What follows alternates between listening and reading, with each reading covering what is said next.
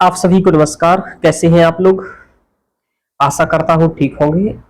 और हम लोग ब्राह्मण साहित्य का पिछले लेक्चर में अध्ययन किए थे और हम लोग वैदिक साहित्य के सामान्य परिचय का प्रथम यूनिट का यूजीसी नेट जीआरएफ का के आधार पर अध्ययन कर रहे हैं। कई और एग्जाम में महत्वपूर्ण हो सकता है, आवश्यक हो सकता है, तो आप सिलेबस के अकॉर्डिंग तैयारी करें और इसको भी देख सकते हैं, तो आपके लिए भी ये उपयोगी हो सकता है, क्योंकि ब्राह्मण साहित्य एक ही है, चाहे किसी एग्जाम के लिए पढ़ लीजिए आप। ठीक है, तो एक को जान लेने से सबको जान लिया जाता है। ये आरण्य और श्वेत केतु संवाद में ऐसी बात आई है ना? तो एक को जान लीजिए, सबको जान जाएंगे आप। अब इसमें लेक्चर में इससे पहले में हम लोगों ने अवधारणात्मक रूप से ब्राह्मण साहित्य के बारे में समझा था कि प्रत्येक ग्रंथ के ब्राह्मण ग्रंथ लिखे गए जिनका, है ना, प्रयोजन यह रहा कि उसकी विस्तृत व्याख्या करना। किस चीज की व्याख्या करना? मंत्रों की, यानी कि जो उसमें है। जैसे सामगान की विस्तृत व्याख्या सामवेद में ही की ब्राह्मणों में मिलेगी, वहीं यज्ञ की विस्तृत व्याख्या यजुर्वेदीय ब्राह्मणों में मिलेगी, ऋग्वेदीय मिलेगी। तो आदि आदि ब्राह्मण ग्रंथ रही। ठीक है, और सबसे कम ब्राह्मण ग्रंथ अथर्ववेद का एक ही है, गोपथ ब्राह्मण, जो आपको बताया था, जिसमें ओमकार के महत्व के बारे में परिचर्चा है। आज उसी के हम लोग क्या करने वाले हैं, प्रश्नोत्तरी को करने वाले हैं। कुछ महत्वपूर्ण प्रश्नों के बारे में देखेंगे जो कि पहले नहीं देखे हैं। ठीक है, ये हम लोग आज पढ़ने वाले हैं। 1 मिनट हम लोग कमेंट देख लेते हैं आपके, है ना? आपको स्क्रीन पर नहीं दिख रहे हैं लेकिन मैं देख रहा हूं, और उनको पढ़ लेते हैं। इससे पहले जो 28वां लेक्चर था उसके कमेंट। आरती जी कह रही है, सर आप बहुत अच्छा पढ़ाते, कृपया ऐसे ही पढ़ाते रहे। ओके आरती जी, कर रहा हूं। आप लोग कम देख रहे हैं लेक्चर, वॉच टाइम 10 से 12 घंटे ही मात्र आ रहा है डेली, और इतना रहेगा तो मुश्किल हो पाएगा कि कंप्लीट सिलेबस करा पाऊं। कोशिश करिए कि इससे और भी बच्चों को जोड़े, और जिससे कि सर आगे रेगुलर रख पाए और सर को मोटिवेशन आए। शुरुआत में आप लोग अच्छा सा देख रहे थे, 20-30 घंटे के करीब देख रहे थे, 30 घंटे के आसपास, 20 से 25 घंटे के आसपास, तो है ना, उतना भी कम से कम देखते तो ही सर का मोटिवेशन बना रहे। और रेगुलर संख्या बढ़नी चाहिए सब्सक्राइबर बढ़ने के साथ, लेकिन आप लोग नहीं बढ़ रहे हैं। कह रहे हैं स्ववचना स्वाध्याय प्रवचनाभ्याम न प्रवदितव्यम, ये तैत्तिरीय उपनिषद का है और सायण ने कहा है, बिल्कुल कहा है, स्वाध्याय प्रवचनाभ्याम न प्रवदितव्यम, और स्वाध्याय और प्रवचन में हमें आलस नहीं करना चाहिए, ये है ना। तैत्तिरीय संहिता किस वेद से संबंधित है? तो इन्होंने बताया कृष्ण यजुर्वेद से। वेरी गुड, सही आंसर है। और इससे तैत्तिरीय संहिता कृष्ण यजुर्वेद थे। दिव्याश्री जी कह रहे हैं, थैंक यू दिव्याश्री जी। रमन जी कह रहे हैं, भाई जी लाइव ही पढ़ाइए। जी बिल्कुल रमन जी, में 1-2 दिन के अंतर्गत समय डिसाइड करके आपको बता देता हूँ कि लाइव, और अगले 1-2 लेक्चर के बाद लाइव ही हम लोग पढ़ेंगे दर्शन, है ना। दिव्याश्री जी कह रहे हैं धन्यवाद सर। बाकी अवंश का सर, आपको देख के अलग ही सुकून है, अच्छा समझ आता है सर, लाइव ही पढ़ाइए। जी लाइव पढ़ाएंगे, बिल्कुल लाइव पढ़ने की डिमांड है, तो आप लोगों को लाइव पढ़ाएंगे। पिंकी गुर्जर जी कह रहे हैं सर लाइव पढ़ाइए, thank you sir, best of luck, है ना। चाचा जी थैंक यू, है ना।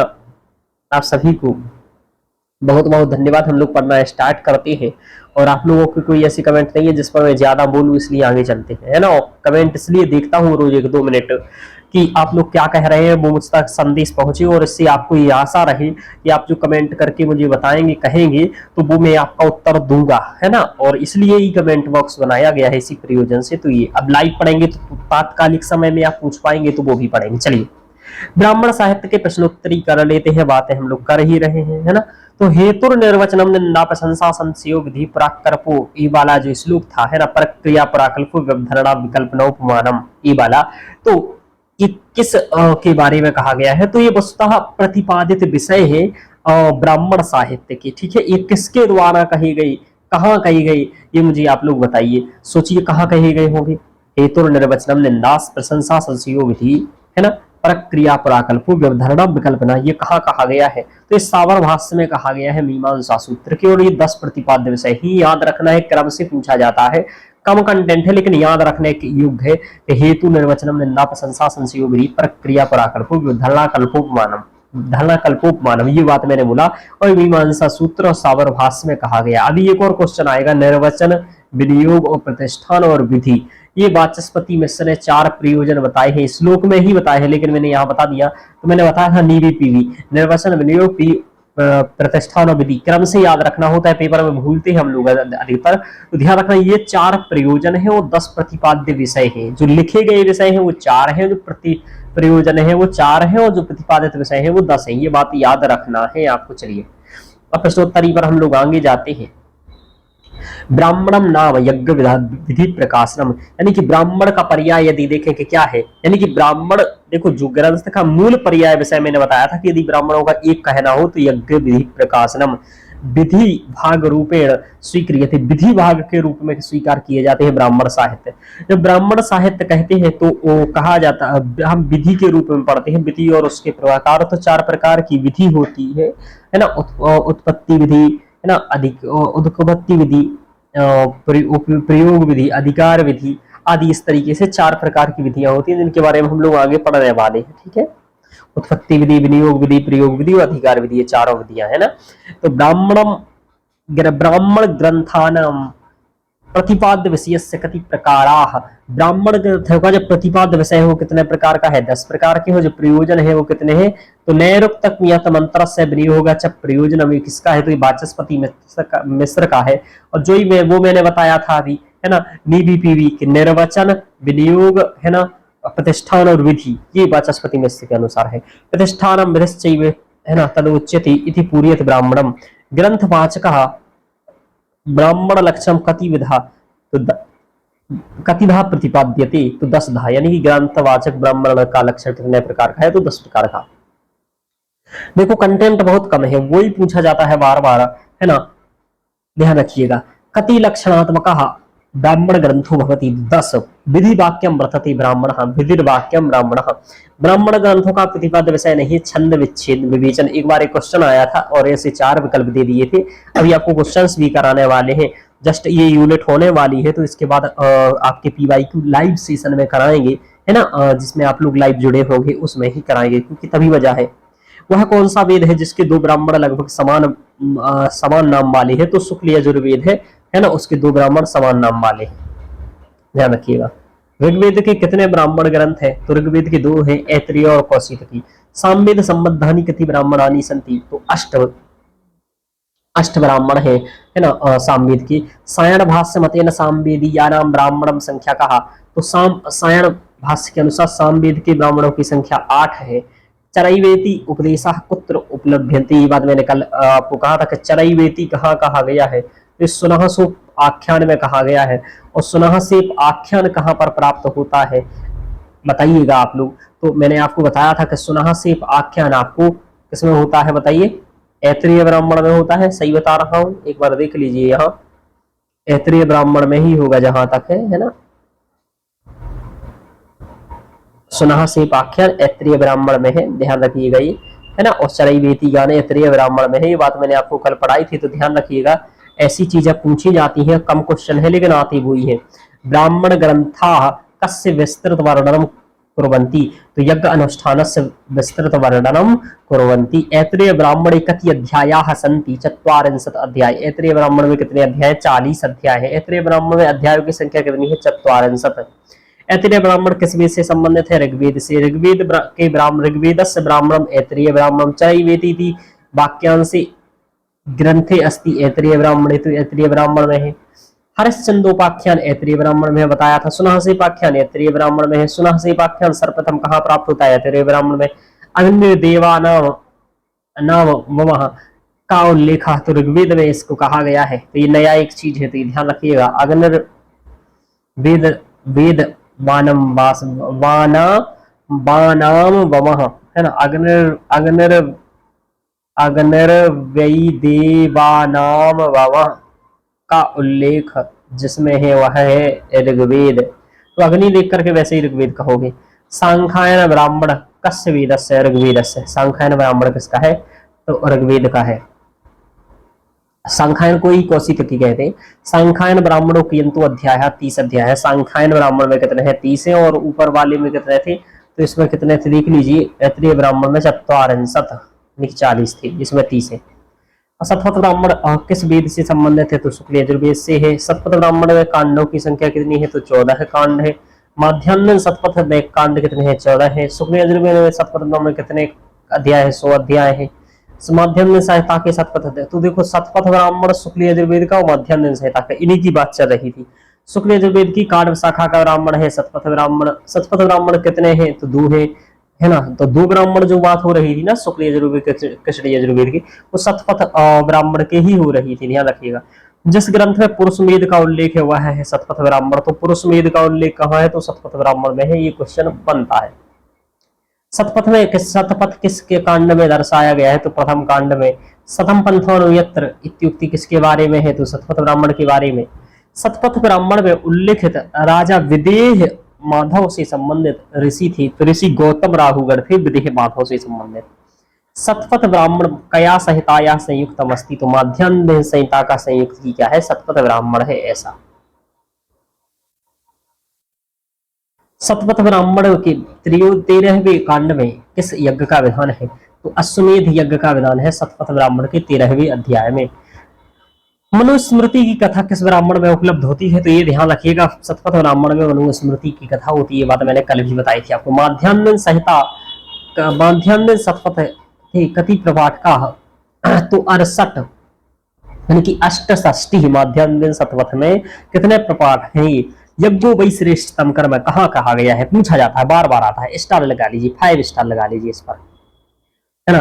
कि यज्ञो वै शतपथ ब्राह्मण स्वाध्यायो अध्येतव्य, ये कहाँ कहा जाता है? शतपथ ब्राह्मणे। शतपथ ब्राह्मण से आंग्ल भाषा आंग्ल अनुवाद कृतु वर्तते जे इंग्लिश महोदयन। जे इंग्लिश ने इसका क्या किया था? इंग्लिश वर्ड में ट्रांसलेशन। तांड ब्राह्मण किस वेद से? सामवेद से। प्रौढ़ ब्राह्मण सामवेद से। तांड ब्राह्मण सोम याग विधानम साम विधानम सोम याग विधानम कहा? तो तांड ब्राह्मण में है। सामवेदीय ब्राह्मणम तांड ब्राह्मणम। पंचविश ब्राह्मण सामवेद से संबंधित, तांड ब्राह्मण ही पंचविश को ही तांड कहा जाता है, ऐसा। अद्भुत ब्राह्मण से संबंधित है सामवेद से। षड्विश सामवेद से। आरसे सामवेद से। देवताद्या सामवेद से। सहितोपनिषद सामवेद से। जैमिनी सामवेद से। पंचविश सामवेद से। अथर्ववेद से। गोपथ, ठीक है। गोपथ ब्राह्मण संबंध अथर्ववेद। गोपथ ब्राह्मण के अनुसार सर्पवेद का उपवेद है अथर्ववेद, ठीक है। तो इस तरीके से क्वेश्चन है ये, और यही क्वेश्चन इस ब्राह्मण साहित्य के हैं मूलतः। देखो मेन बात वही है जो मैंने पढ़ा दिया है। महत्वपूर्ण ब्राह्मणों के बारे में ऐत्रेय और शतपथ ब्राह्मण के बारे में थोड़ी सी जानकारी याद रखिए। ओमकार का वर्णन गोपथ में है। इन जानकारियों से इतर क्वेश्चन भी नहीं देखे गए हैं, अभी मैं आपको क्वेश्चन भी कराऊंगा। तो इन सभी जानकारियों से जितना मैंने दिया है कंटेंट, उससे ज्यादा बाहर कुछ दिए नहीं गए हैं। अधिकतर तो यही क्वेश्चन पूछ लेगा कि 4 वेदों के नाम दे दे और 4 ब्राह्मणों के नाम दे दे, बोले मिलाओ कि कौन किसका है, ये दे दे, इसके प्रयोजन बता दिया। यात्रेय ब्राह्मण में ये सब जो मैंने बताया इनके बारे में पूछ ले। शतपथ के बारे में ये बातें पूछ सकता है क्योंकि प्रसिद्ध है ये बातें, और ये इससे क्वेश्चन बन सकते हैं। तो इस प्रकार से 20 से 25 क्वेश्चन मॉडल रूप में बन पाते हैं इसके। यदि मैं इसका क्वेश्चन ऐसा करा था कि चैप्टर वाइज क्वेश्चन करा था तो भी वही क्वेश्चन बनते, और प्रश्नोत्तरी में आपने क्वेश्चन देखे तो वही इतने ही क्वेश्चन बन रहे हैं घुमा फिरा करके। तो इससे अच्छा उतरे कंटेंट को आप याद करिए और तैयार कर लीजिए। यही है ब्राह्मण साहित्य के बारे में। हमारे सिलेबस को एक बार हम देखें तो आज हम आरण्यक साहित्य के बारे में अध्ययन करेंगे। चूंकि ब्राह्मण साहित्य हम लोगों ने अध्ययन कर लिया, हम लोगों ने वेदों का काल पढ़ लिया, संहिता साहित्य पढ़ लिया, संवाद सूत्र पढ़ लिया। आरण्यक साहित्य के बारे में हम लोगों को अध्ययन करना है। आरण्यक साहित्य भी ज्यादा नहीं है, एक लेक्चर में प्रश्नोत्तरी सहित ये भी समाप्त हो जाने वाला है। तो अगले लेक्चर्स में, ये बहुत ही छोटा लेक्चर रहा है ना, तो अगले लेक्चर्स में हम क्या कर लेते हैं, आरण्यक साहित्य को करेंगे और साथ में ही वेदांग के बारे में करेंगे। तो अगले 2 लेक्चर में या 3 लेक्चर में ये यूनिट समाप्त हो जाने वाली है। तो हम अगले यूनिट को स्टार्ट करेंगे और इसको हम इतना ही रखने देते हैं। ओके मित्रों, धन्यवाद। और मैं देखा प्रोवाइड करता हूँ जल्दी से जल्दी इसका अगला पार्ट भी करूंगा। तो अब इसको जस्ट देखने के बाद एक बार चेक कर लीजिएगा प्लेलिस्ट कि यदि प्लेलिस्ट चेक कर लीजिएगा और वीडियो देख लीजिएगा कि अगला आरण्यक वाला आया है, तो अब आरण्यक का भी देख लें। एक दिन में 2-2 लेक्चर 3-3 लेक्चर देख भी सकते हैं ना। ध्यान रखिएगा और कमेंट करके बताइएगा कि लाइव हम लोग करते हैं और लाइव कितने बजे रखें, मतलब लगभग 2 समयों में से मुझे बताइए। एक तो देखो अभी 8 से 10 दिन ये है कि शाम को चल रहा है, तो देखते हैं अभी यदि हम लोग रखेंगे भी कुछ दिन मतलब 2-3 दिन के अंदर लाइव, तो हम रखेंगे शाम को 4 बजे के आसपास, 4 से 5:30 तक। इसमें कितने लोग तैयार हैं, क्योंकि 1.5 घंटे 90 मिनट का लाइव रखेंगे हम लोग, जिसमें से 5-10 मिनट आप लोगों से चर्चा होगी, डाउट क्लियर होंगे और बाकी से शेष पढ़ाई करेंगे हम लोग 70-80 मिनट। और 80 मिनट की पढ़ाई मेरी बहुत पर्याप्त है आपके लिए, मतलब 80 मिनट में बहुत सारा कंटेंट कवर हो जाता है। ठीक है, तो काफी कंटेंट कवर कराऊंगा, तो इतना ध्यान रखिए। तो ये वाला हो गया। तो आप बताइएगा 4 से 5:30 आपको दिन में मतलब शाम पीएम यानी कि पीएम में यानी कि दिन में 4:30 से सॉरी 4 बजे से इतना, यदि थोड़ा सा और भी यदि आपको लगे तो हम लोग ऐसा भी कर सकते हैं कि 3:30 से भी कर सकते हैं, 3:30 से भी कर सकते हैं 5 बजे तक। ठीक है, तो ये भी एक है कि कोई और टीचर पढ़ाते हो आपको तो 3:30 से 5 बजे तक कर सकते हैं, तो आप आगे और कहीं भी पढ़ सकते हैं, जो भी है तो ये ठीक है। और बाकी अभी नहीं तो कुछ दिन बाद 8 मतलब 10 से 15 दिन बाद फिर हमको रात में 8 से भी रख सकते हैं, क्योंकि अभी तो मेरी 8 से रात को 11 तक क्लासेस चलती हैं। 8 से 11 यूपीएससी वालों को मैं पढ़ा रहा हूँ अभी लाइव। कुछ 10-12 क्लास और उनका रहा है, तो वो समाप्त हो जाएगा, फिर देखते हैं। चलिए ठीक है, तो इतना ही। ओके, चलिए धन्यवाद आप लोगों को। अगला लेक्चर भी देख लीजिएगा जस्ट इसके बाद।